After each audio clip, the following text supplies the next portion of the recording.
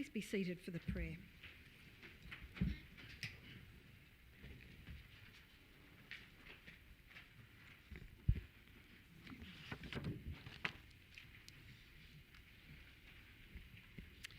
May we, the councillors of Ku-ring-gai, always be aware that decisions we make affect the daily lives of those we represent. May we make these decisions with knowledge and goodwill, respecting the views of others, and may we show ourselves worthy to follow in the footsteps... May we, the councillors of Ku-ring-gai... a little bit of feedback there. Follow in the footsteps of those who have protected the special qualities of Ku-ring-gai for over 100 years. Amen. On behalf of Council, I recognise the traditional custodians of the land, the Ku-ring-gai people on whose land we meet.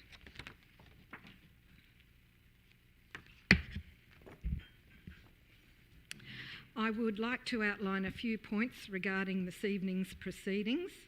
Tonight's meeting will be live streamed on the Council website at www.kmc.nsw.gov.au/livestream. Only councillors and council staff will be shown on camera. The webcast of the meeting will remain on the website until the minutes of the meeting are formally adopted by Council. The webcast commences once the Mayor is seated and will cease if Council goes into confidential session where the public and the press are excluded, pursuant to Section 10A of the Local Government Act. Council meetings remain open to the public as observers, but in line with the Code of Meeting Practice, speakers will now address the Council through the monthly public forums and not at Council meetings. For more information about addressing Council, please visit our website at www.kmc.nsw.gov.au. All present tonight must refrain from engaging in disorderly conduct, publicly alleging breaches of the Council's Code of Conduct, or making other potentially defamatory statements. There is to be no filming or photographs taken by members of the public during the Council meeting. Councillors and Council staff must declare and manage any conflicts of interest they may have in relation to any item of business that is the subject of the meeting agenda this evening. There are also some changes that have been made tonight in the chamber and the gallery to adhere to social distancing recommendations. Councillors, are there any apologies this evening? Councillor Greenfield. Thank you, Madam Mayor. I have an apology from Councillor Chateau, who can't attend this evening. And the reason? She's unwell. So due to illness. Thank you. So you would like to move that that apology be accepted and leave of absence granted? Yes, please. Is there a seconder for that, please? Seconded, Councillor Clark. All those in favour? That is unanimous. Are there other apologies? Councillor Kelly. Yes, Madam Mayor. I'm not sure if I was the only person who received a text message from Councillor Spencer, but he extends his apologies. I think he's taking social distancing to an art form. I don't know what his reasons are. It's either he's isolating himself. Well, if it's social distancing, we might say it's a health reason. I imagine so. It was just a very, very brief text message. So thank you for alerting us. I haven't received that text. So you're moving that that apology be accepted and leave of absence granted? Yes, thank you. Is there a seconder for that? Seconded, Councillor Smith. All those in favour? That is unanimous. Thank you. General Manager, are there any staff apologies? There are none, Madam Mayor. Councillors, are there any declarations of interest on items on the agenda tonight? None. General Manager, are there any staff declarations? There is, Madam Mayor. Director Madam Watson. Mayor, item C2, given my role in assessing a planning proposal for that project, I will excuse myself when that matter is discussed. Thank you. We move on to documents circulated to councillors. General Manager. Madam Mayor and councillors, just the Greens, and there are 4 items contained therein. 2 memos in relation to GB8, the Ku-ring-gai draft housing strategy. one memorandum in relation to GB9, which is finalisation of the local strategic planning statement, and one memo from the Director Strategy and Environment in relation to a question taken on notice at the last ordinary meeting held on the 18th of February. Thank you. General Manager, would you please list materials to be considered in closed meeting? Madam Mayor and Councillors, we have two. Item C1, St Ives Medieval Fair 2020 report and attachments A1 to A4 inclusive, and item C2, major projects funding. Thank you, Councillors. I seek a motion that those materials remain confidential. Moved Councillor Greenfield, seconded Councillor Kelly. All those in favour? That is unanimous. I seek a motion now for confirmation of the minutes of the ordinary meeting of Council held on the 18th of February 2020. Moved Councillor Greenfield, seconded Councillor Pettit. All those in favour? That is unanimous. I also seek a motion for confirmation of the minutes of the extraordinary meeting of Council held on the 25th of February 2020. Moved Councillor Greenfield, seconded Councillor Pettit. All those in favour? That is unanimous. There is one mayoral minute this evening. That is MM1, Valet Ron Hadrick. This mayoral minute is to acknowledge the esteemed actor and cricketer Ron Hadrick, who passed away last month at the age of 90. Ron Hadrick was an icon of his generation and managed to achieve prowess on the sporting field and great accomplishment as a stage and television actor. Born in Adelaide in 1929, his theatrical career began at the Tivoli Theatre in Adelaide in the 1940s. Also a keen cricketer, he opened the batting for South Australia in a Sheffield Shield match in 1953. But his dreams of playing for the Australian cricket team took a different turn when the Shakespeare Memorial Theatre, now the Royal Shakespeare Theatre, played in Adelaide as part of a tour of Australia and held auditions, which led to Hadrick securing a contract to join the company at Stratford-upon-Avon, where he worked with some of the biggest names in acting during that era, including Laurence Olivier, Vivian Leigh, John Gielgud, Peggy Ashcroft and Michael Redgrave. In 1959, Ron returned to Australia and went on to perform around the country on stage for numerous theatre companies. He also made the move into television early, starring in the children's science fiction series The Stranger, which was first broadcast more than 50 years ago. Other television roles were in The Godfathers, Homicide, A Country Practice, Mother and Son, Home and Away, Water Rats, All Saints, Cloud Street, and most recently, the ABC TV series Rake. Ron's sporting achievements were also legendary. He played first-class cricket during the 1950s, representing South Australia on 3 occasions in the Sheffield Shield competition. He received an MBE for his services to the arts in 1974. In 2012, he received the Equity Lifetime Achievement Award, and in 2013, he was awarded a member of the Order of Australia Medal for his services to acting. Ron Hadrick was a long-standing supporter of Marion Street Theatre, and many Ku-ring-gai residents would fondly remember his performances there as an actor on numerous occasions. Wendy Blaxland interviewed Ron for her book on the history of Marion Street Theatre and spoke warmly of him. Ron gave so much pleasure as an actor to so many and was such a generous and warm-hearted human being.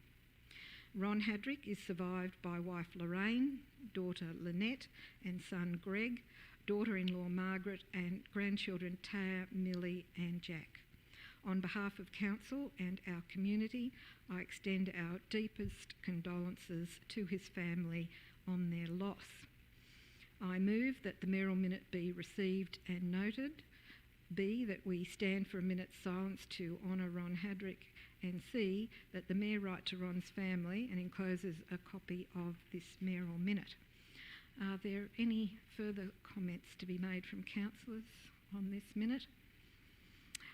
I will just say that when you look at Ron's television roles in particular, our council is made up of councillors from various age groups, but I'd say you'd be hard-pressed to find any councillor who hadn't seen those series that he has graced us in with his performances over many, many decades. And certainly my husband enjoyed many performances at the Marion Street Theatre, upon which stage he graced us locally. We're lucky to have Wendy Blaxland here in person tonight and to acknowledge her presence and the quote that she made, also knowing Ron and interviewing him in person.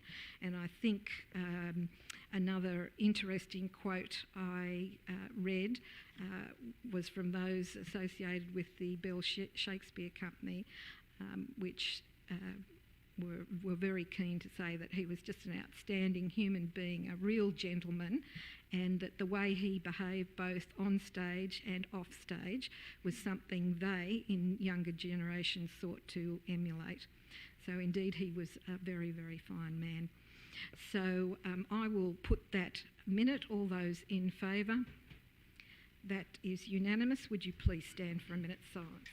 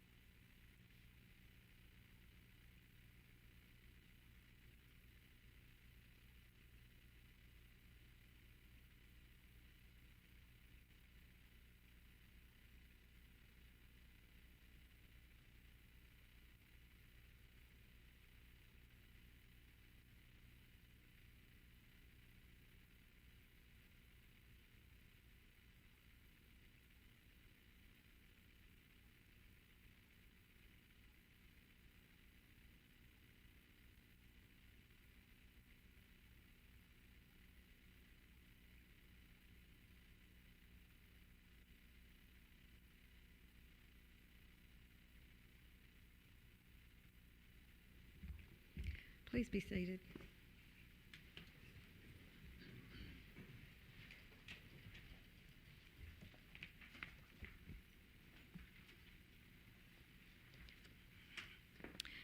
Councillors, we move to petitions. Are there any petitions?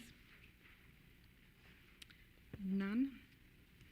We therefore move to recommendations from committee. We have RC1, minutes of the Ku-ring-gai Traffic Committee 10th of February 2020. Is there a councillor to move that this be received and noted? Moved Councillor Pettit, seconded Councillor Kelly. All those in favour? That is unanimous. And we also have RC2, the minutes of the Ku-ring-gai Traffic Committee of the 2nd of March 2020. Would somebody move that those be received and noted? Moved Councillor Pettit, seconded Councillor Smith. All those in favour? That is unanimous. We move to general business, and I invite councillors to nominate any item on the agenda that they wish to have a site inspection. None. I invite councillors to nominate any items on the agenda that you wish to adopt in accordance with the officer's recommendation, allowing for minor changes without debate. Councillor Clark. Thank you, Madam Mayor. I would like to move all general business items, that's GB 1 through 13, as per the officer's recommendation on each one of those individual items. All right, GB 1 to 13. So councillors, that is GB 1, GB 2, GB 3, 4, 5, 6, 7, 8, 9, 10, 11, 12, 13. That is moved without debate. Is there a seconder for that? Seconded, Councillor Greenfield. All those in favour? That is unanimous. Those items are adopted as per the recommendations. This takes us Apologies, Madam Mayor. We still... sorry? Yes. Thank you, Madam Mayor. Councillor Clark. Thank you, Madam Mayor. I'd like to move item C1, St Ives Medieval Fair 2020, the officer's recommendation. So this is our confidential business item, C1, St Ives Medieval Fair 2020, moved as per the recommendation, seconded by Councillor Pettit. All those in favour? That is unanimous. And thank you, Madam Mayor. I would like to move item C2, and I'll just wait for Director Watson. We will just wait a moment for the Director to leave the chamber.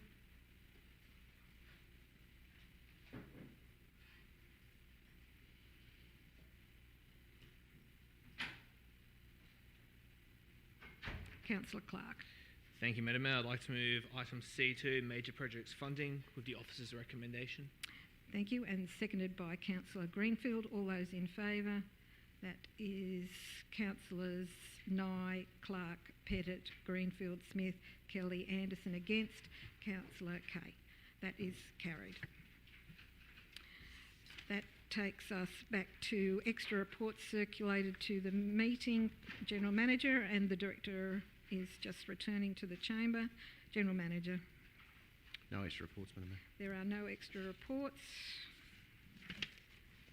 We now move to motions of which due notice has been given. NM1, Erraldine Historic House notice of motion. Is there a mover for this? That is moved by Councillor Greenfield, seconded by Councillor Pettit. Councillor Greenfield, do you wish to speak to this? Reserve my right. Thank you, Councillor. Councillor Pettit, do you wish to speak to this? Not really, Madam Mayor. It's fairly self-explanatory, and I think it's pretty much straightforward as is. Thank you. Well, I will just ask a few questions then. Could I ask the staff if Erraldine House and Garden already receives financial support from the council in terms of another notice of motion, which means that the rates for Erraldine are paid by the council. Do we have a staff member who can answer that? Thank you, Director Bevan.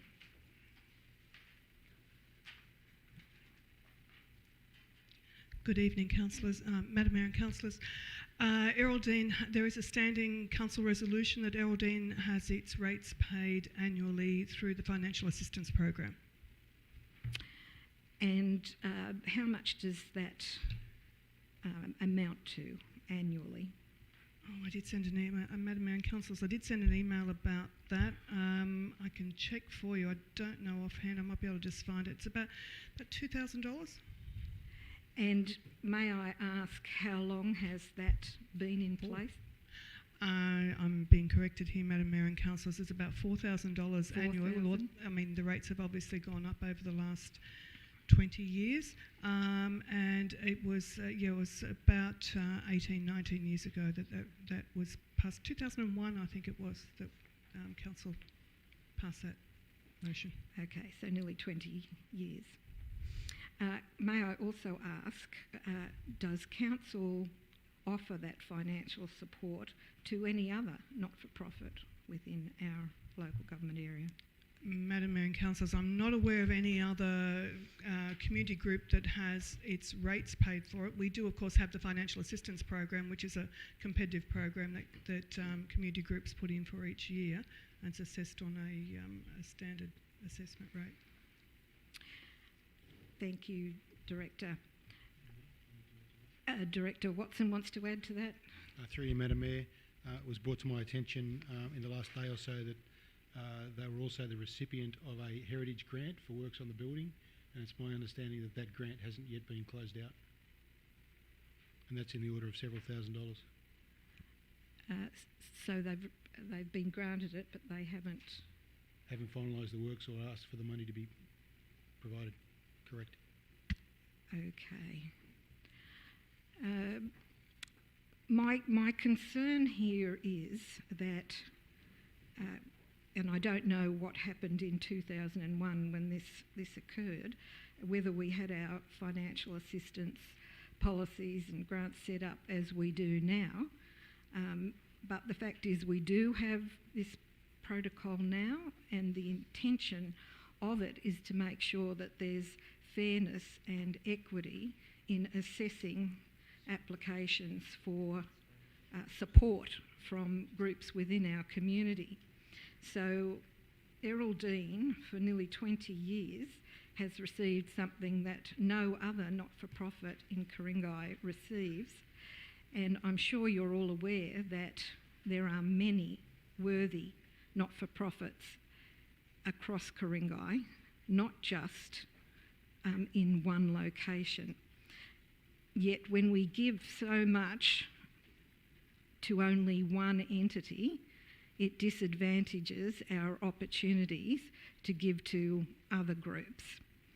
So I'm not suggesting that we consider removing the $4,000 annual support that we already provide and have provided for 20 years, but it seems at odds with our policies of equity and fairness to grant something equivalent to an extra $5,000 on top of that, and to use council labour and resources to do that. As the Director has just said, we do have grant opportunities, and those are assessed against all applicants on the criteria that we've set. I think that's the fair way to do things when we're handing out public monies. So certainly on the principles that this council has adopted, I'm afraid I can't support moving out of our adopted policies and procedures in this instance. Are there other speakers on this matter? If not, yes, there is.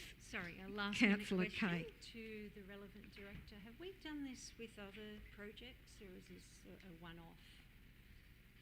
So, if you could clarify that would be Through Director Bevan, or maybe, yeah, that would be the Director of Operations. Sorry. okay, Director Benassif. Through you, Madam Mayor, councillors. Last year, you may recall that a report was tabled to council for for some voluntary assistance to wash down the building. So, in my time here, the council resolved to assist Errol Dean House with labour to a maximum of 3 days, I believe, to assist in washing down the house. And at that time, the total cost of the labour was about $1,100. That's the only occasion. Thank you. Thank you. Councillor Nye. Thank you, Madam Mayor. A question to the relevant director. Can we confirm who is the current owner of the Errol Dean Historical House?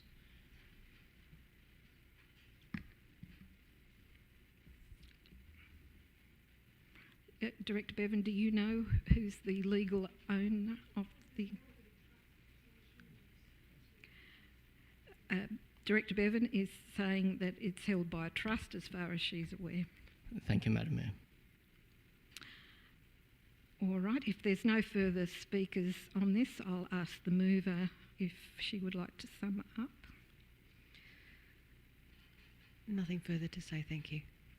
All right, I'll put that notice of motion. All those in favour. That is Councillors Nye, Clark, Smith, Kelly, Kay. Against Councillors Anderson, Greenfield and Pettit. That is carried. We move to NM2, construction of new footpaths. Is there a motion for that, please? Somebody wish to move that? Councillor Smith. Madam Mayor, I'd be happy to move this motion, please, as Thank you. printed. Thank you. That is moved by Councillor Smith and seconded by Councillor Greenfield. Councillor Smith, do you wish to speak to this now? I might just reserve my right at the moment. Thank you. Thank you. Councillor Greenfield has seconded. Do you wish to speak to this? I'll reserve my right, thank you.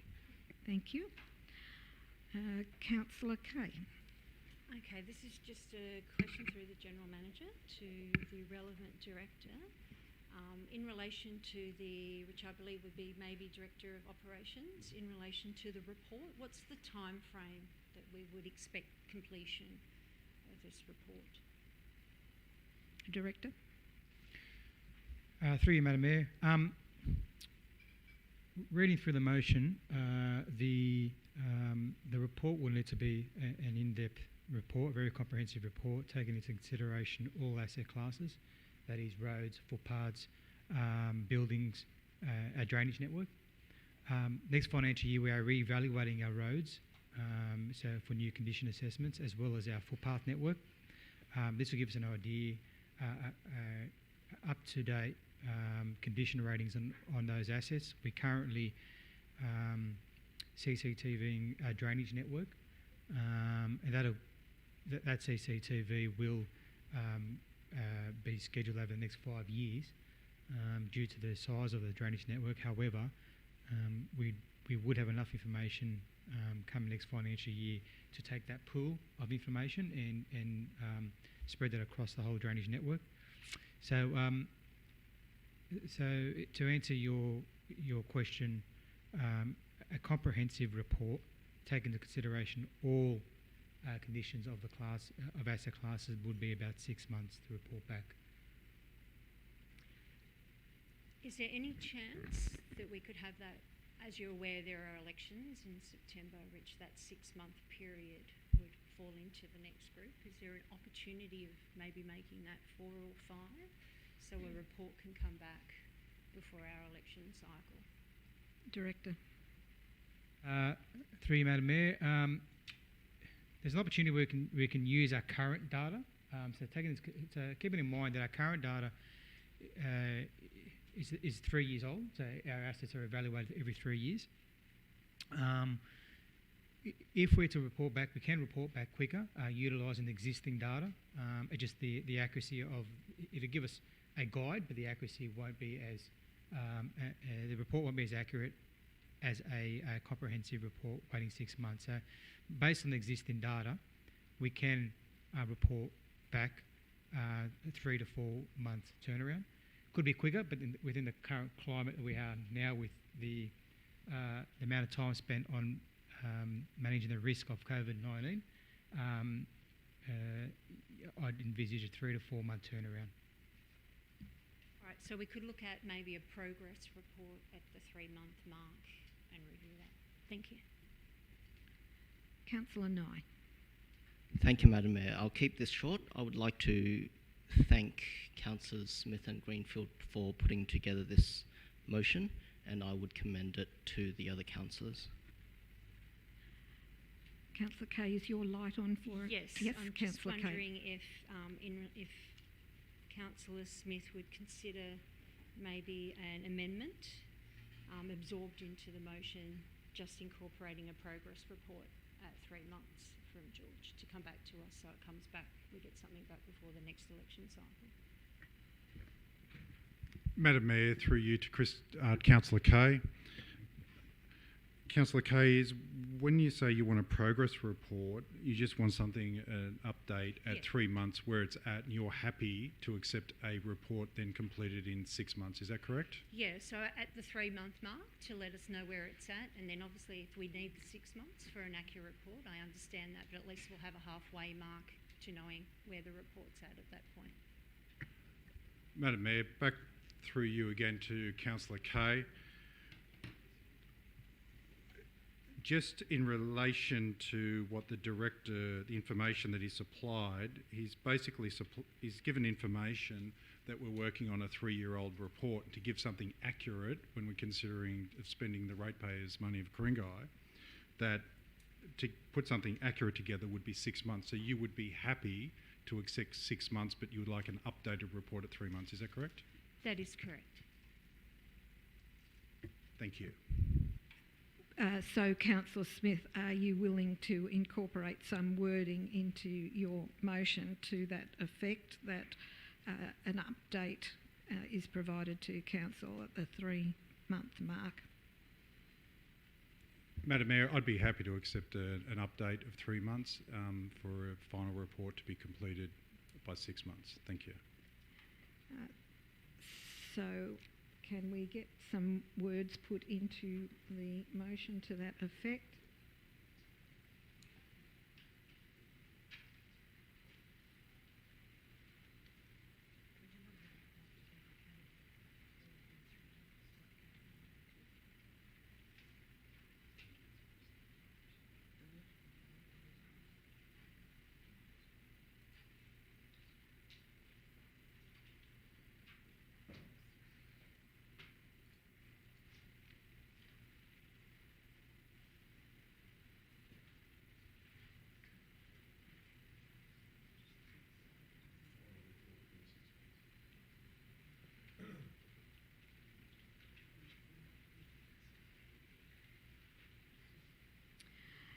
As mover, Councillor Smith, are you happy with that wording?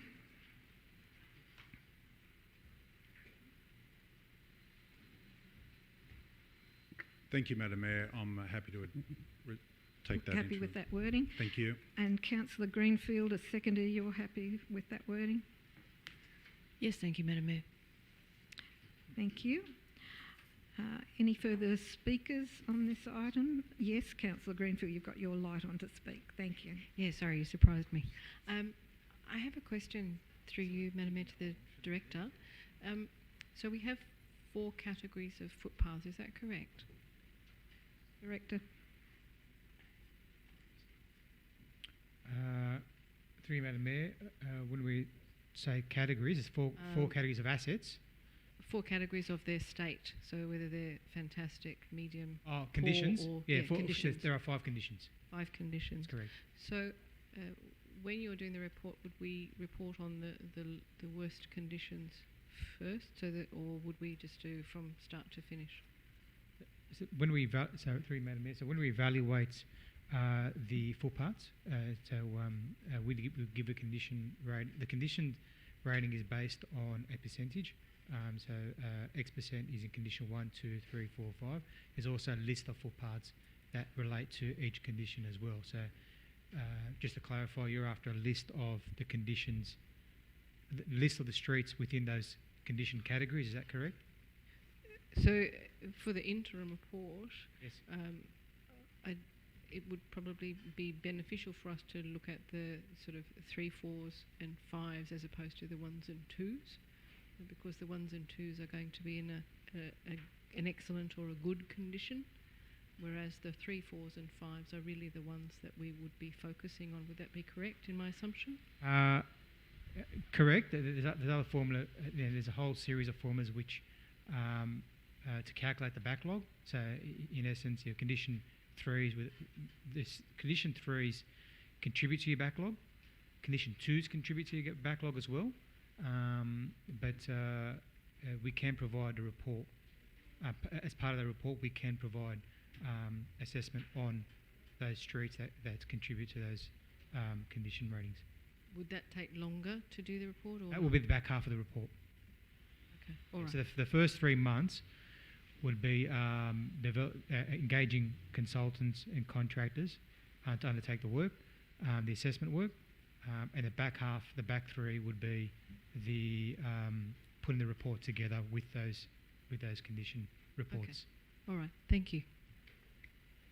Councillor Pettit.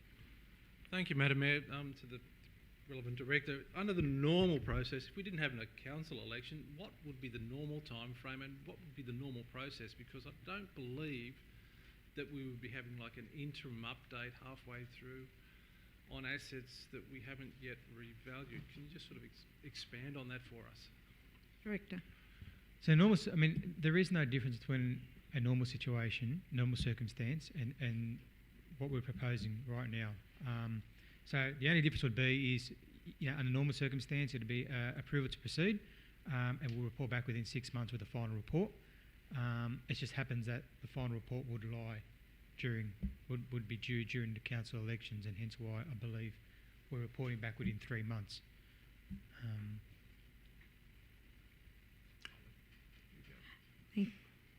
Thank you. Councillor Clark. Thank you, Madam Mayor. Question through you to the relevant director, I believe, Director of Benasif. Question, so will this increased reporting time in 3 months change the process of actually developing this report? Will it cost council more money, for example, by having to split this report up into 2 parts? Will it impact upon the ability to hire contractors who are going to help develop this report? Through you, Madam Mayor. Director. Thank you, Madam Mayor. Through you, Madam Mayor. I don't believe so. It'll be just a progress report from the consultant advising on their progress and the results at the time. All right, if there's no further speakers on this, I'll ask Councillor Smith if he wishes to sum up. Thank you, Madam Mayor. Thank you for some of the support that I've seemed to have gained on the floor on this one here. In relation to the footpaths, I think as a councillor, I think we've all got a responsibility to provide decent footpaths for the community. What we've actually asked here is to get literally a report put together which is demonstrating which really need to be done, what the costs are and what the benefits are to the community. So I just hope that I can get everybody's support here this evening on this. Thank you. Thank you. I'll put that motion. All those in favour? That is unanimous. We move to NM3, library staff salaries in Ku-ring-gai. Is there a motion, please? Councillor Kelly. Thank you, Madam Mayor. Yes, I'd like to put the motion as printed. There's nothing much more to say. It's pretty self-explanatory. Thank you. Is there a seconder for this? Seconded Councillor Pettit. I take it, Councillor Kelly, you don't wish to speak further to this? Oh, I absolutely do. Oh, well, go right ahead then. Well, I don't want to miss an opportunity. Basically, this arose from a meeting of the Library Association, and I'm the council's delegate to that association, and I found, quite surprisingly, that there are 2 levels of salary within the library community. There's the state government people, the state library staff and whatever, who are state public servants, and they receive quite a comfortable, according to them, income for their work. However, local government's a whole different ballgame, and including our library staff, we seem to be the poor cousins in this area, and where that actually comes to, I guess, the stark reality is that we're having trouble finding suitable, competent, qualified library staff because they find that their skills are better sold to other employers. As we evolve as a community, we tend to find that libraries are becoming more and more important to us as a social hub, as a great place for HSC students to study. We saw the technology recently that was launched in the Gordon Library of the ability to access newspapers, hundreds of newspapers from around the world, through a terminal that was newly installed. There's just so much happening in libraries around the state and around the country that to neglect the staff who keep these engine rooms ticking over is really quite disgraceful of us as an organisation. Now, I'm not sure what the outcome of the report will be, and we'll just have to take it as read as it comes, but I think we owe it to our library staff to at least let them know they're not forgotten, because quite often they're the unsung heroes of what goes on in the back room of the Gordon, not only the Gordon Community Library, of course, but of all Ku-ring-gai libraries. And just wanted to let them know that we're going to look into this and make sure that we're fair in our treatment of them as employees of the council. Thank you. Councillor Pettit, as seconder, do you wish to speak to this? Thank you, Madam Mayor. When I first read this notice of motion, I was a little bit befuddled about why we were putting it up, but I can sort of see the benefits now. The libraries are no longer just libraries anymore, are they? They're not just about books and shelves and just borrowing books. They are a meeting place they're a gathering point for various community groups. So it's an innovative notice of motion, I must admit. Something certainly out of left field. Thank you. I might ask Director Bevan a few questions on this, if I may. It's been many decades since I commenced my career in local government libraries, but I did go on to university libraries, both here and overseas, and I'm not up to date, but I'm sure Director Bevan may be able to explain whether the same applies as it did some decades ago, that there was an award relevant for local government library staff and a different award for state employees. Could you clarify that, please? Madam and Councillors, indeed you are right, and that still is the case. There are two different awards, of course, the local government award for local government employees and the state government award. And yes, there is a difference in pays at different levels. At some levels we actually do better than the state award, but the people you were speaking with actually did explain that there was a difference at their level. What I would also say is there's a difference in the type of work that they do as well. So, but certainly a report will bring all that back. Could I also ask, are we experiencing difficulties in, I think, quoting Councillor Kelly, finding suitable, competent, reliable library staff in our council libraries in Ku-ring-gai? Madam and Councillors, I'm not aware of that being the case in the Ku-ring-gai library system. I am aware, and I think it may have been mentioned at the meeting, that some of the libraries out west, Blacktown and some of those ones, were having difficulty finding staff, whether that's the location or the work or what it is, but it comes and goes. We have, sometimes we have difficulty finding staff, other times we don't. We have a vacancy, we got 30, 40 applicants for just last week, so it depends on the circumstances and the job that we're offering.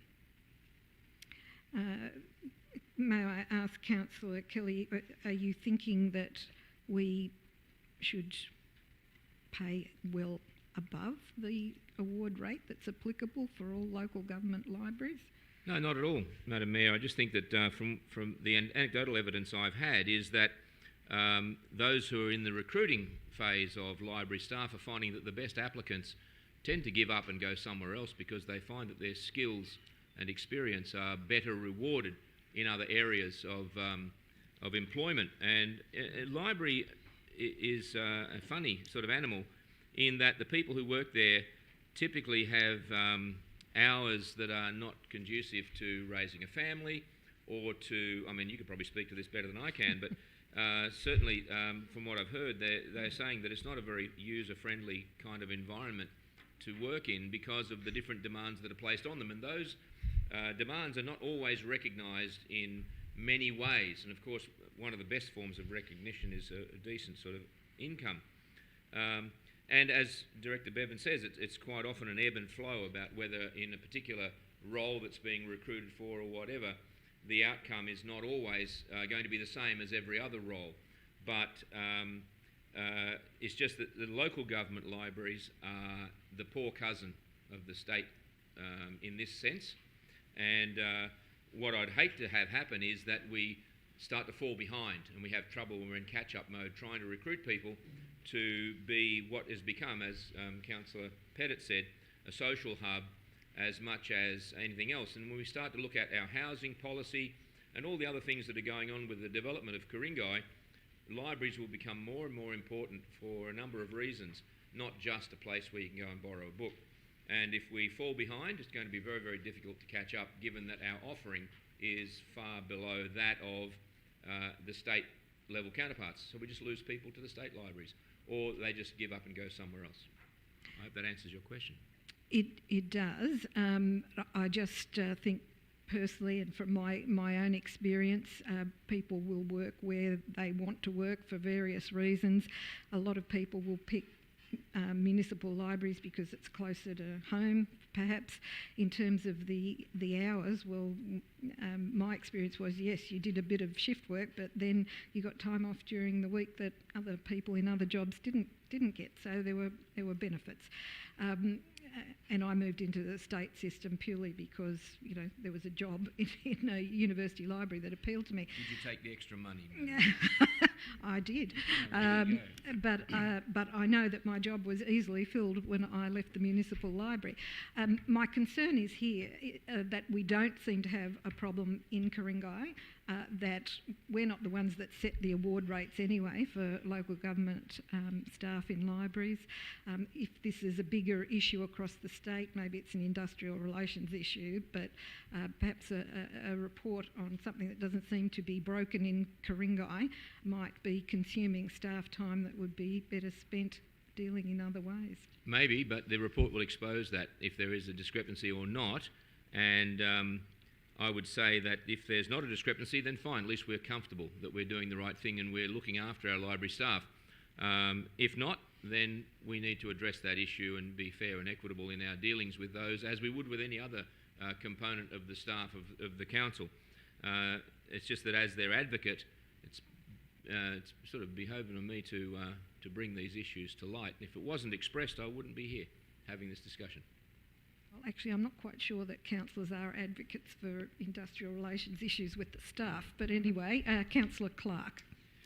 Thank you, Madam Mayor. One thing I just noticed, we're talking about if there is a discrepancy, there is a discrepancy there isn't. in pay. So I just want to be clear on that. There is obviously a pay difference between our local and state level librarians, and that obviously is reflective of the different roles that they are providing within the community.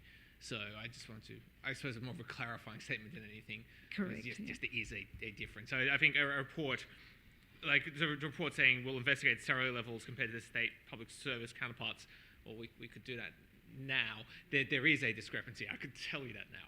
And I'm sure Director Bevan would be able to provide more specific details on that if required. But there obviously is a difference. I guess the question comes down to what's our ultimate plan with this report? We know there is a discrepancy. Is council then suggesting that we would increase the awards to our librarians higher than our other local areas? Is that something that is appropriate to do? And I'm not sure on that point. But I think the idea that is there a discrepancy? Obviously there is. What do we want to do about that? Is that necessarily a problem? I am not sure at this stage. Thank you. Councillor Kelly.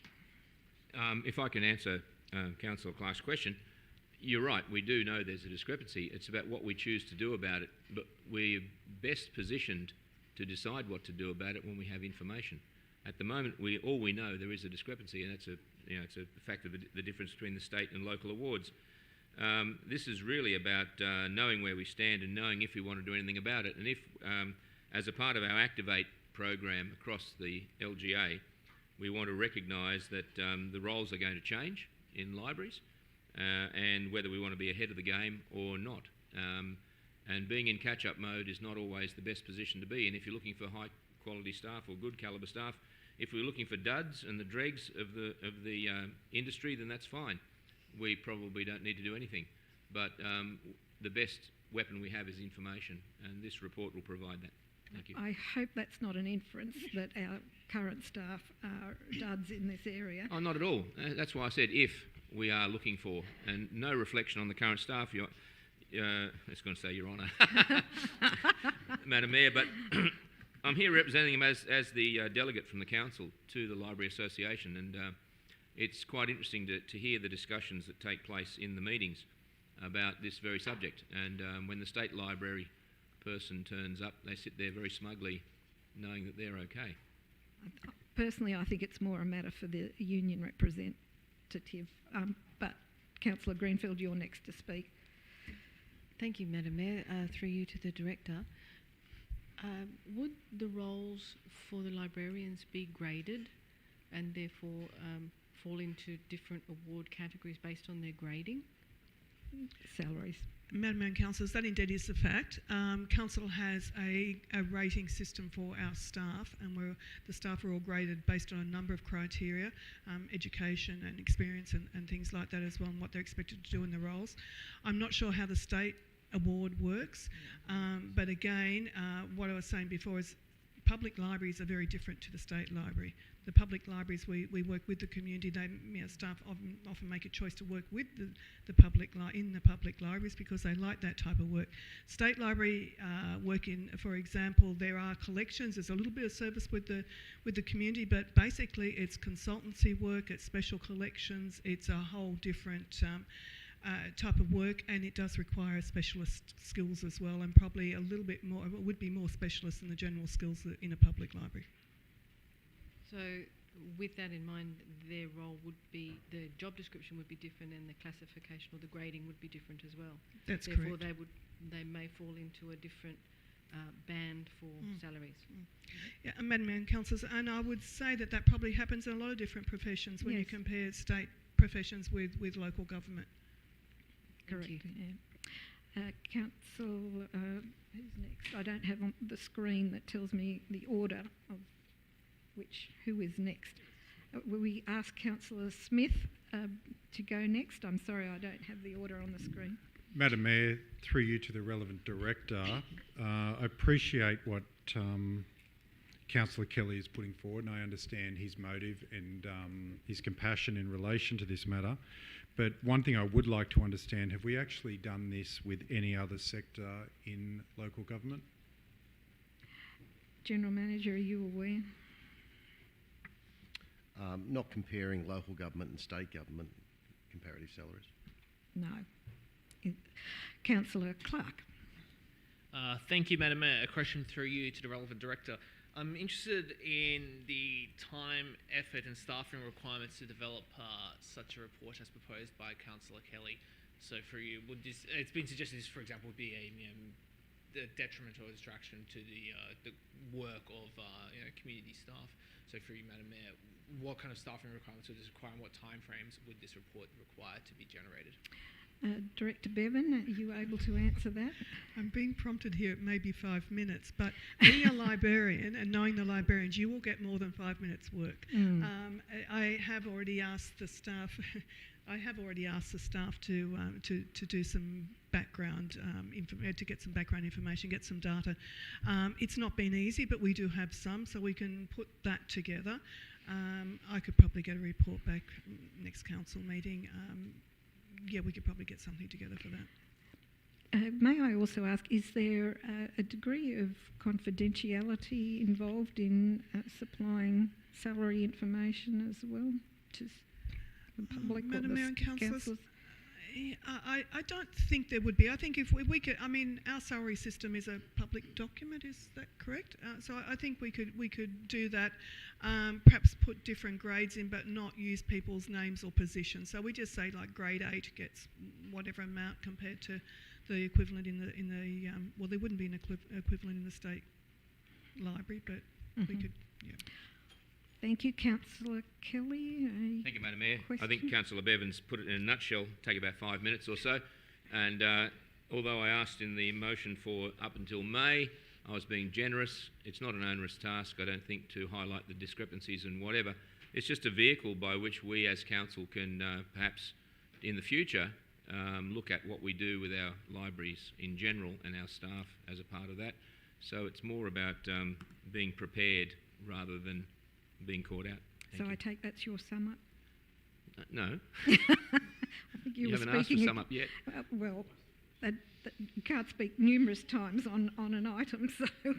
I'm just responding to Councillor Bevan's comment. It wasn't a question.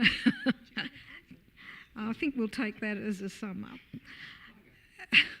Is there anything further you wanted to add, Councillor Kelly? No. Okay. All right, councillors, I will put that motion. All those in favour? That is Councillors Nye, Pettit, Kelly, Kay. Against Councillors Anderson, Clark, Greenfield, Smith. That means the vote is equal, so I will use my casting vote against the notice of motion.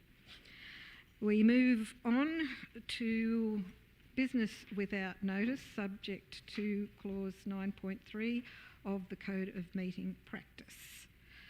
Councillor Nye. Thank you, Madam Mayor. With the novel coronavirus rapidly impacting the lives of our residents, I have a motion that I consider is urgent and cannot wait until the next ordinary meeting of Council scheduled in 6 weeks' time. Can I have permission to read the preamble and the motion, or how does this work? Well, probably just briefly explain why it's to be dealt with urgently tonight and can't wait till the next meeting of Council. Yes, we have to vote on it. Okay.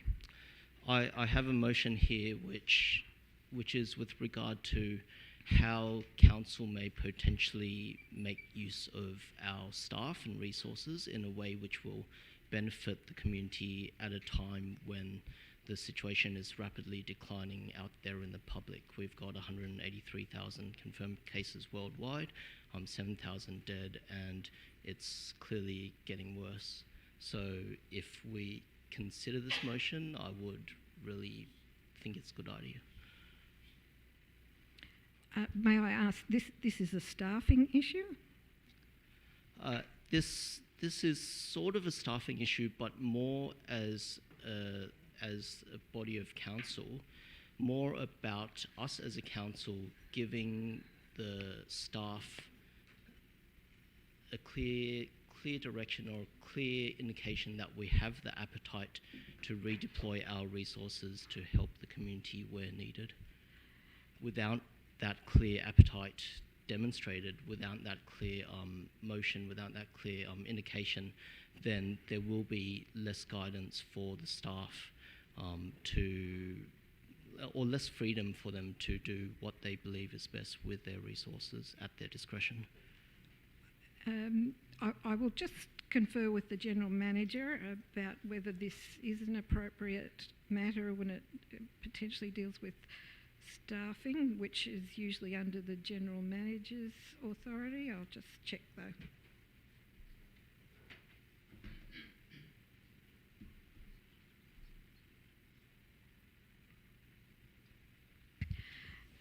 The General Manager says as long as you're not directing, but rather just asking the staff to look at various things and see how they could do whatever you're going to propose.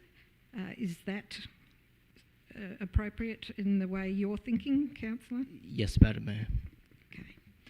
All right, so it's not unlawful. We can proceed if the councillors tonight view this as a matter that should be dealt with urgently. So I'll put that to the vote now. Councillors, are you in favour of urgency for this matter? Those in favour? All right, that is unanimous from the council, so I grant urgency. Councillor Nye. Thank you, Madam Mayor. I should have a motion that can be brought up on the screen. Would you like me to read out the preamble and the motion? Yes, please. All right, thank you. With the novel coronavirus rapidly impacting the lives of our residents, this motion is considered urgent and cannot wait until the next ordinary meeting of Council scheduled in 6 weeks' time. I would like to acknowledge the good work of Council's crisis management team in planning and preparing business continuity for essential services. However, I understand that not every staff member will be assigned to business critical activities, and some, in fact, may be prevented from carrying out their regular duties when the situation worsens. Council's mandate is to serve the community, and I believe that staff not allocated to business critical activities could be freed up to care for the physical and mental health needs of vulnerable members of our society. Doing things such as delivering groceries and medical supplies or contacting isolated households to check that they are okay. I move A, that Council senior leaders are given discretion to consider which and how many of our employees can be freed up to first identify those in need and then serve the community during this time of uncertainty. In doing this, Council may choose to run its own initiatives, but should also work with government authorities as well as other relevant organisations such as charities, community groups, supermarkets and pharmacies to determine where our staff can most appropriately be deployed. As always, Council must ensure that any staff who have been reassigned are appropriately trained to carry out these tasks in a safe manner. B, that Council recognises that reallocation of Council staff may result in some delays in the execution of our delivery program and operational plan, and that staff should not be penalised for this during the performance review season. C, that during this digital age, Council should consider which aspects of our website, social media and telephone technology can be adapted to maximise the effectiveness of communication and service delivery. D, that councillors receive an update on our Council's COVID-19 response as a standing item of the ordinary meeting of Council for the duration of this global pandemic. The standing report does not need to be lengthy. Point E, that Council's annual report for FY19 and 20, well, for FY20 basically, should include a few paragraphs on what our Council has done to support our community during this crisis. And the recommendation is that the above business without notice be adopted. Thank you, Councillor Nye. Is there a seconder for that motion? Seconded, Councillor Pettit. Councillor Nye, do you wish to speak to that now? Yes, thank you, Madam Mayor. So it's been a pretty crazy time. So far, 183,000 confirmed cases, over 7,000 dead. Here in Australia, we have the nearly closing of our borders. A lot of us are worrying about loved ones who are trapped overseas. We've got fights happening in supermarkets over things like toilet paper and pasta. We've got people not being able to source their daily needs. They're not able to get food. Elderly who visit supermarkets at a time when everything's sold out. We've got people trapped in isolation who are sort of going nuts, right? Because they're stuck at home. It might be a small apartment. Their kids are going crazy. There's not much to do. There's a lot of physical and mental health related issues that we have started to discover, and we will continue to see more and more of as the time progresses. Now, during this whole outbreak, I'd like to commend two groups of people. First of all, I would like to commend our Council's crisis management team. I believe that the steps that they have taken so far to identify business critical activities and ensure that they can continue has been fantastic. We've been given updates of how the communication is happening with our Council staff, and when I compare those updates with other organisations that I'm involved with, I believe that our Council is really up there in terms of business preparedness. The second group of people that I would like to commend is many people in our community, because during this great time of need, I can see all over Facebook, and when I talk to residents as well, people really want to help.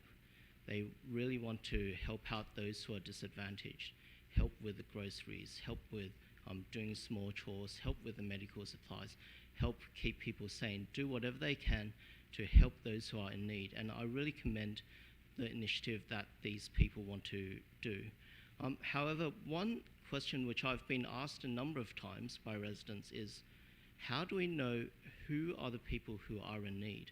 Is there anything that as a council we can do to help identify who these people are and assist in the overall process of transitioning and making sure that our community stays well cared for and mentally sane?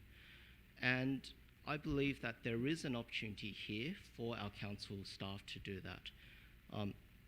What we have here in point A is that council senior leaders are to be given the discretion to consider which and how many of our employees can be freed up to first identify those in need and then to serve the community.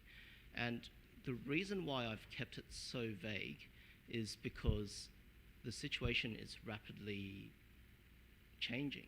It changes day by day. And I have full trust and full confidence in our council senior leadership that if we give them our appetite, if we tell them that we are interested in helping the community in this way, I have full confidence that they will be able to exercise discretion and decide whether, maybe we can afford to have 2 people get involved, or maybe 50 people get involved, or 0 people get involved. I don't know what is best. I will leave that at the discretion of council's senior leadership.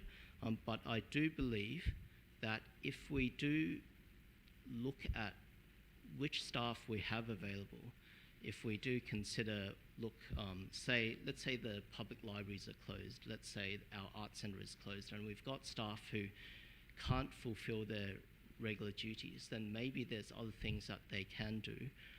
And I think that it would be good if our council can proactively redeploy these staff members to do things which will benefit the community.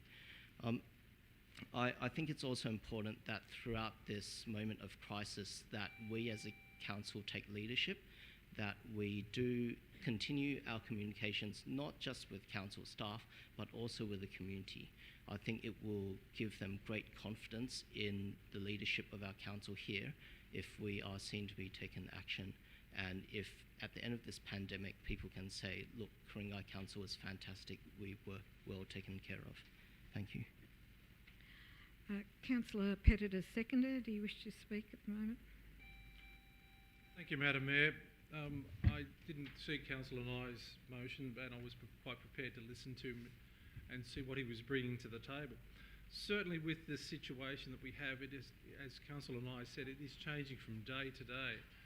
Last week we were allowed to do certain things, or we had certain events happening.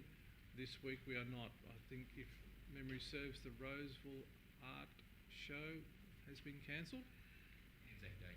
And Anzac Day. So all these sort of things have rapidly changed. The Easter show is now gone. So we can either be a council that sort of sits back and reacts, or we can be proactive. And I think with this, we are showing the community that we're being proactive. We don't necessarily have all the answers to it, but we're prepared to look at options. I think with all of us that are currently working, the businesses that we're involved in, they're changing their business practices rapidly, and we've also got to be able to do that at a council level, where you've got staff working from home, realigning work hours. It's a very fluid situation. By putting up this motion, I think it shows to the residents that we're, as a council, that we're looking at options. We don't necessarily have all the options, but we're prepared to look and go and find them. If we can reassign staff that have an opportunity to help out with our seniors, and remember, our seniors is probably one of our largest volume of constituents. We do have a large number of people over 60 plus, and as Councillor Keller keeps pointing out, he's one of those. So we've got to look after them. Again, these are the most vulnerable people which can be affected by this virus. So I can see why the notice of motion was urgent. This urgency is there because it will change from day to day and week to week. And I think Councillor Nye has given enough flexibility and enough latitude to staff to go out and investigate these opportunities, how best we can look after our residents. The majority of Ku-ring-gai residents are very sensible ones, yet we have seen some panic shopping and instant Ives, which is fairly, these people are very sensible, but that panic and that uncertainty seems to be gripping the North Shore more than other areas for whatever reason. Maybe because they're a little bit smarter and they can see what potentially could happen. So Councillor, I commend this urgency motion and bring it to the fore. Councillors, we need to be doing something. We need to be out there investigating options for our residents. Again, just reiterating, we have a large population over 60 plus. They need to be looked after. So what we can do to help them out, let's go and do it. Let's go and investigate those options. Councillor Clark. Thank you, Madam Mayor. A question for you to the relevant director. What plans does Council already have in place to deal with the COVID-19 situation? I know there was a briefing before Council, but Councillor and I was unable to attend, so perhaps that would be of interest to explain to the Council now we're all here. Yes, and we did discuss that in part in the pre-briefing, but it wasn't the reason for the pre-briefing, so it wasn't specifically an agenda item.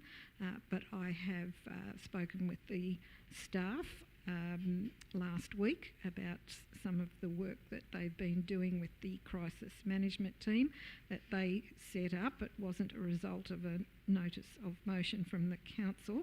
Our staff initiated that, and as Councillor Nye knows, it was also a question that was dealt with during the audit risk and improvement meeting as well.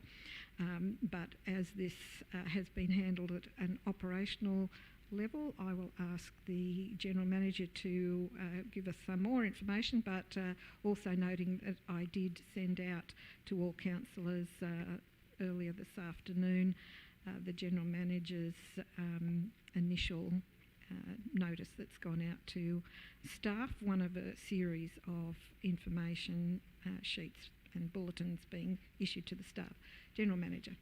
Madam Mayor and councillors, we did give a bit of a presentation to the Audit Risk and Improvement Committee last week, so the team's been in place for a couple of weeks now.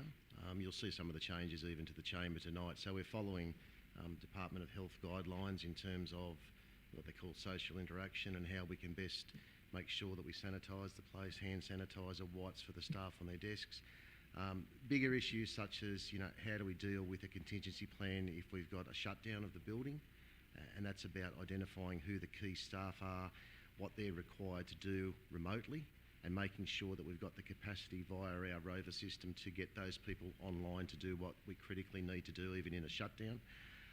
What I would, maybe Director Banassif can talk about a few more things we're doing, but what I would probably say at the moment, our entire focus has been on how to protect from within. So how to protect our current workforce, and also how to make sure that our current workforce protect customers that they come into contact with. So that's been the entire focus, and that's been intentional because I guess the game to date has been to try and keep council open for as long as possible. That's where we've been coming from. But the Director may have some further comments. Director Banassif. Thank you, Madam Mayor. In addition to the General Manager's briefing, the crisis management team meets on a regular basis to discuss a range of matters and scenarios. So we work in accordance with what we call the pandemic procedure. The pandemic procedure stipulates the pandemic phase, and the current phase that we're working on, is basically if it's more of a communication and planning and getting your business and updating your business continuity plans. And the scenario we're currently working to is if somebody had to contract the virus within the organisation, what does the organisation do in terms of shutdown? Now, in that scenario, the person who has contracted the virus will obviously need to be in isolation for 2 weeks. And anybody who's come in contact with that person, which could be predominantly a whole level within a building or could be within the whole building, is to be tested and in isolation until they receive the test results. Now, that's a 2 to 3 day turnaround before they return back to work. So that's the current scenario we're working to. So staff will be working from home, and when we talk about essential services, they will have full access. Those essential services, staff who are involved in essential services will have full access from home, to work from home. Even though they may not be essential service, in that scenario, they can still access work from home and still work from home. So in terms of missing services or providing a service to the community, that will be maintained to the highest satisfaction as possible. In terms of staff being available due to shutdowns, as stipulated in the notice of motion, that staff will be sent home if there's an entire. So at this stage, we're putting plans in place, but staff will be sent home if there's an entire shutdown across the states or country. And it's at that point where we have essential services utilising the work from home systems, or those essential services, and depending on the scenario that's laid down from the state or federal level, whether they work from the offices. But in terms of the scenario of an entire shutdown from the federal or state governments, I can't envisage our staff being available to undertake any work within the community. Just keeping that in mind. But we're not haven't planned for that at this stage. We're preparing our business continuity plans in preparation for the worst case scenario. Councillor Kelly. Thank you, Madam Mayor. Like Councillor Pettit said, this came as a surprise to me as well. But I commend Councillor Nye for his initiative on this, and quite often in public office, it's not only a matter of doing the right thing, it's being seen to be doing the right thing. And I think that we'll be judged by the community, maybe after the fact, about whether we acted too soon or not soon enough. I think in this situation, there's never a too soon situation. I was just going to make a suggestion that these things all take resources and they take time and they take money, and I thought if we could reassign the people who are currently working on that fantasy about climate change, we'd be awash with resources to be able to deal with this. Because if you've seen the circular I sent around during the week, the CSIRO doesn't believe it's a reality either, and so some resources might be better spent on something like this. Thank you. Councillor Kay. Okay, thank you, Madam Mayor. Just in relation to the deployment of staff, I'm wondering if maybe Councillor Nye would consider it to be optional. So obviously staff, if they do work in a library, have the option to take annual leave or leave without pay. They might be also putting themselves in a vulnerable position being in shopping centres and community facilities. So would that be an option for you, Councillor Nye? Councillor Nye. So just in answer to that, I think everything is optional here. So everything here is at the discretion of our senior leaders, and also in terms of safety, it's that last sentence in point A that they need to be appropriately trained to carry out the task in a safe manner. So if, say, the state or federal government says, no, you can't do that because it's not safe, then that task is immediately ruled out. But there may be a period of time before everything comes into complete lockdown where staff may be able to make a significant contribution. There may be a time even after lockdown takes place where if they've got the right training, they have been given the permission to carry out certain tasks, or there may be things such as just calling up people who just checking that residents are okay. That can be done remotely. So there's all sorts of things that can be done digitally, not just in person, and that's partly acknowledged in point C as well. The General Manager would like to add some information there. I mean, Councillor Nye's probably covered it, and Councillor Kay is correct.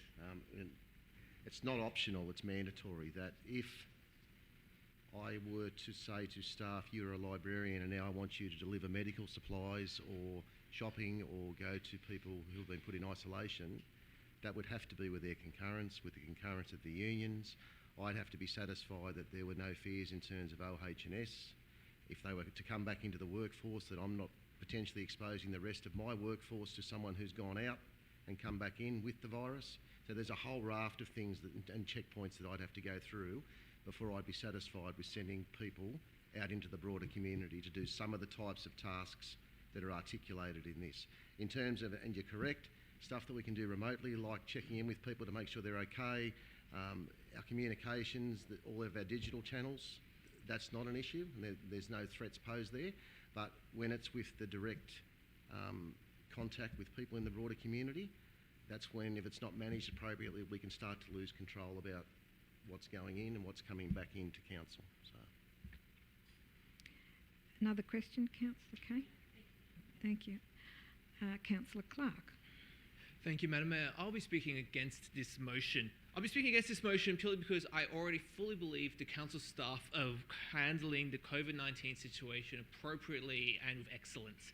I believe this motion carries the implicit implication that staff are in fact not doing enough work, and that Councillor Nye, in his wisdom, can save the council and save the local government area. To be quite frank, I'm actually completely over the surprise motions coming out of left field. That's a completely different point, and I would really encourage Councillor Nye in the future to perhaps share his pre-written motions with other councillors. This is just, it's just beyond. Council staff have been doing an incredible amount of work with COVID-19. I've been incredibly impressed by the effort they have been putting in. To imply that we should now be having librarians delivering groceries, or to imply that we have unnecessary staff who can be redeployed, I think is questionable at best. I fully encourage the staff to continue with the operational matters in determining what best to manage the COVID-19 situation. Staff are currently serving the community and will continue to serve the community through this scenario. And I do not believe that we need one councillor to come up with this, be the saviour of Ku-ring-gai, because this work is already being done by our 500 full-time employees. So therefore, I am not going to be supporting this motion and encourage all councillors to not. Councillor Smith. Madam Mayor, through to you. Just in relation to this, I do respect the fact what Councillor Nye has brought forward, and I understand his commitment to this because it is a very important matter, and I believe as councillors of Ku-ring-gai we do actually have some responsibility here. In saying that, there's been some issues that have been raised. It's like redeployment, impacts on our core business, the risk to the staff. What I'd probably put to Councillor Nye, given the opportunity the staff have now had a look at what Councillor Nye is putting forward, is it at all possible, rather than as councillors here to put some direction through, to maybe look at what our appetite is and put it back to the leadership team or whoever is running this, and by the looks of things the General Manager will be back across it as well, but to get a recommendation on what they feel that we may be able to do to assist the community with keeping our core business going and not putting council staff at risk and not failing in what we're here to do also. And I'd add to that, Councillor Smith, that we only have to look at the recent response from our staff to the storms that we've had in Ku-ring-gai, to the bushfire threats, to see that it didn't take notices of motion from councillors for the staff to respond in a very positive way in dealing with the community needs. But certainly, you know, staff issues are very much under the authority of the General Manager and the operational staff. So I think that it's treading a fine line to be talking about deployment of staff and the risks involved, as the General Manager has pointed out, may be greater to our residents with some of the options that are put forward in this, because as we know, self-isolation is critically important, especially in the older community. It may not be wise for them to be interacting with outsiders. It may well get to the stage where everybody's locked down, and having visitors from outside, whether they're there with the good intent of helping you or not, may in fact be more of a risk. General Manager, did you want to add anything to that at this point? No, I think, Madam Mayor and councillors, I've probably outlined it. I mean, I'm thinking on the run here. The only other comment I possibly could make is that where the report talks about reaching out to those who are in need, in terms of information of people that are in isolation, that's held by the Department of Health, so we wouldn't even know who those individuals are. We could possibly only reach out to the elderly that we know in our community, whether or not they're isolated, just to make sure they're going okay, but we couldn't target people that have actually been affected by the virus, because we don't have the information on that. Any other questions, Councillor Smith? No, I think that'll be fine. Thank you. Councillor Greenfield. Thank you, Madam Mayor. Through you to the relevant director, are there any other councillors taking any actions similar to what's proposed here with the COVID-19 virus? Are we aware?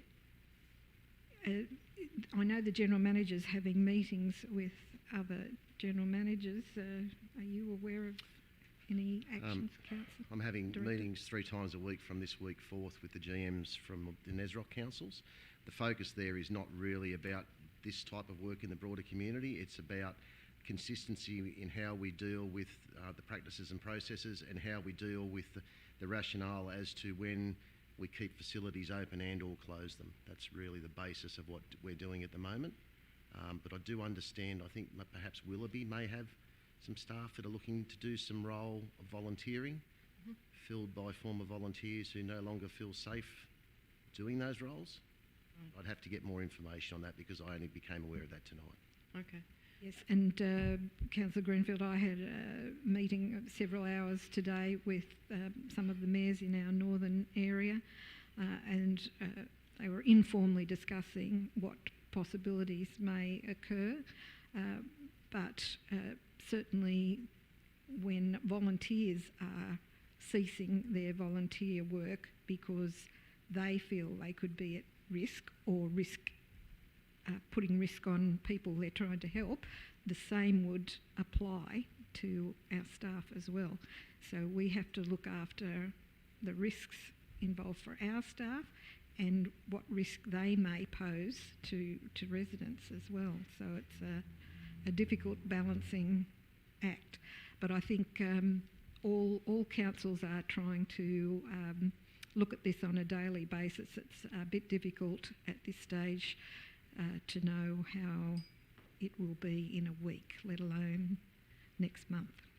I agree. I have 2 family members in the high risk category, one with dementia and one with autism who's insulin dependent. I wouldn't want people going to their home firstly because it would frighten them. One is 86 and one is 54. And secondly, I would want to be certain who's going there, that they're not putting them at risk from, because they can get any sort of bug.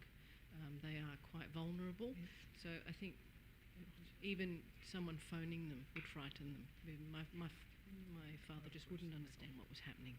And he normally rings me after someone phones. So as the General Manager was saying, we would need to be cautious how we managed that contact and who we went to, whether we went to their carers as opposed to them as individuals, and it starts to get really complicated. But I'm sure as we work through with the other surrounding councils, we'll come up with some solutions.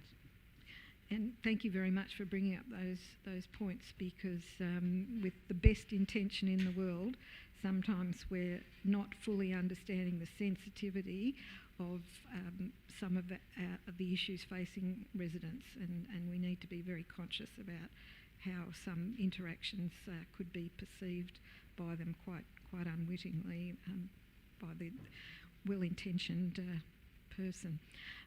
Councillor Pettit. Thank you, Madam Mayor. Just a question to start off with.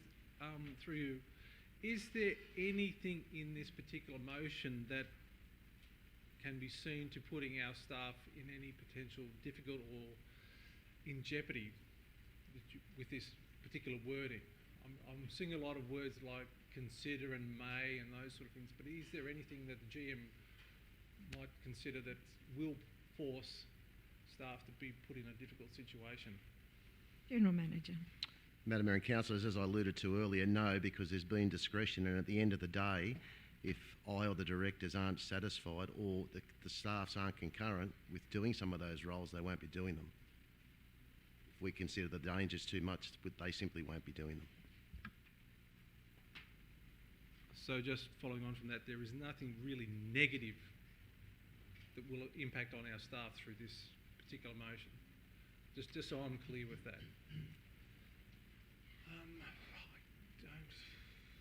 I don't think I've got any more questions. Thank you.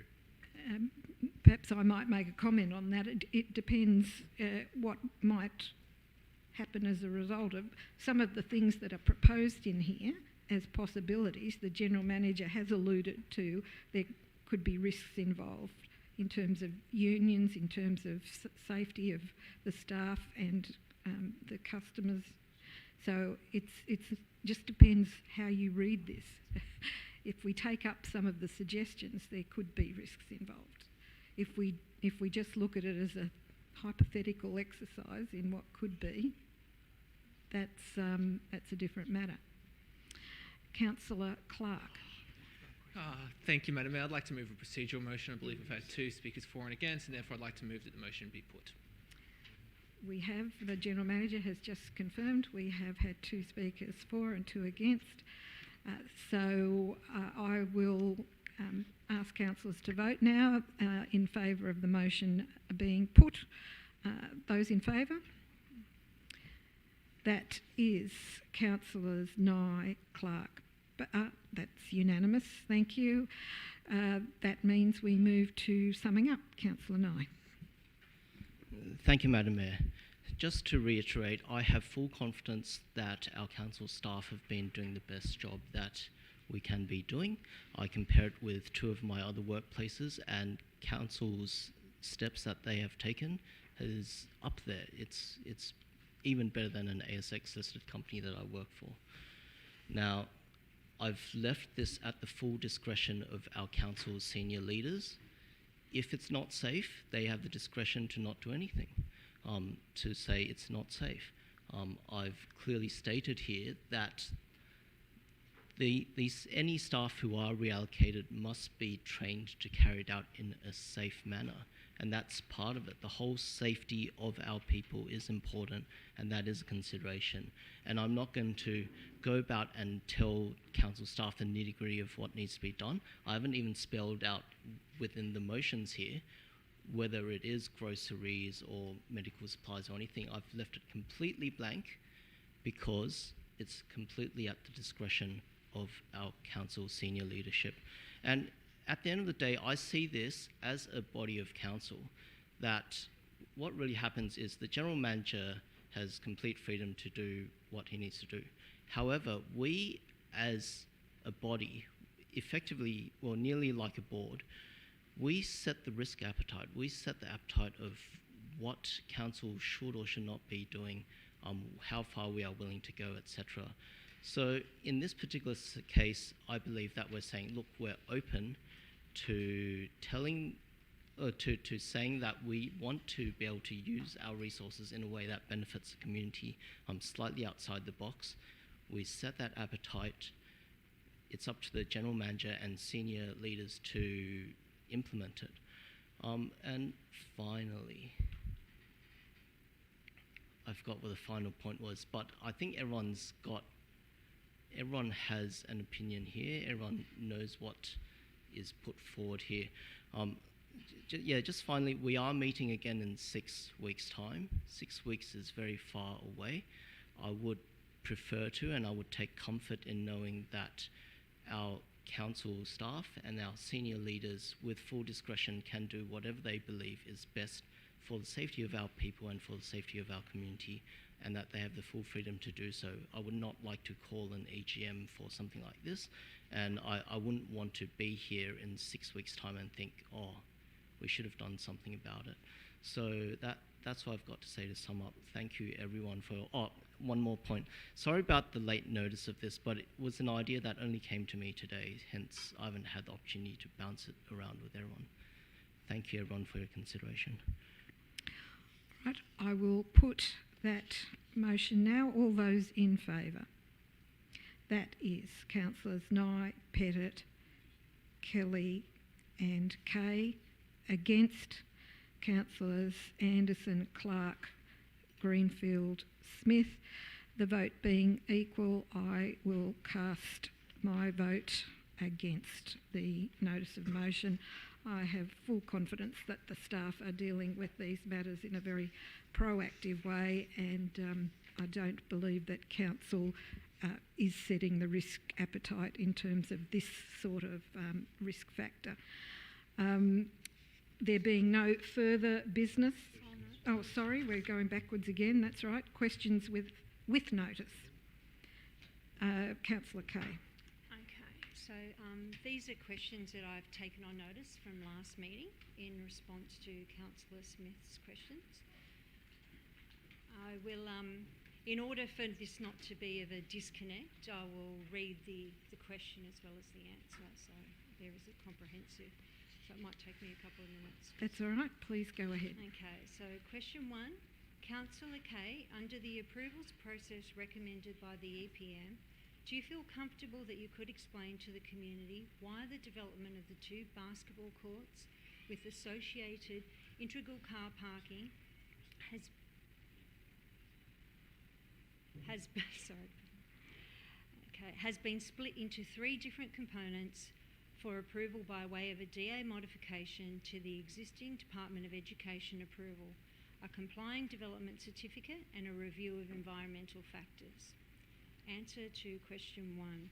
Yes, all 3 processes are a lawful way in which to obtain statutory approval for the project. If Council does not do this, it cannot proceed in time to comply with the terms of its grant for the $3.5 million from the state government for the project and enjoy a lower cost through using the same contractors as the Department of Education and avoid duplication of costs. Overall, this will be using the EPM path will save Council probably about $5 million. Question 2. Councillor Kay, do you think Council committing to spending the amount of money this project is likely to cost without going through an open tender passes proverbial, as in a pub test? Answer. The proposal is for Council to use the Department of Education's contractor, who was selected under an open competitive tender process. Council is lawfully able to pay the state government to come under the contract it has with its tenderer under Section 55 3B of the Local Government Act. Question 3. Having been provided with a copy of Council's traffic assessment for the project, do you think the provisions of the education establishments and childcare facilities set can be met in relation to the requirements that the development does not require an alteration of the traffic arrangements? Answer. The Council's traffic assessment concluded the road for access could accommodate the traffic demands of the project. Question 4. Councillor Kay, that document you are putting forward, have you had any part in writing that? Answer. My address to Council is my choice as to reading parts of the totality of information that is in my possession about the project. Thank you. Thank you. Are there any other questions with notice? If not, we move on to inspection, setting of time, date and rendezvous. I don't believe there are any inspections scheduled. So there being no further business, I declare the meeting closed at 8:38 p.m.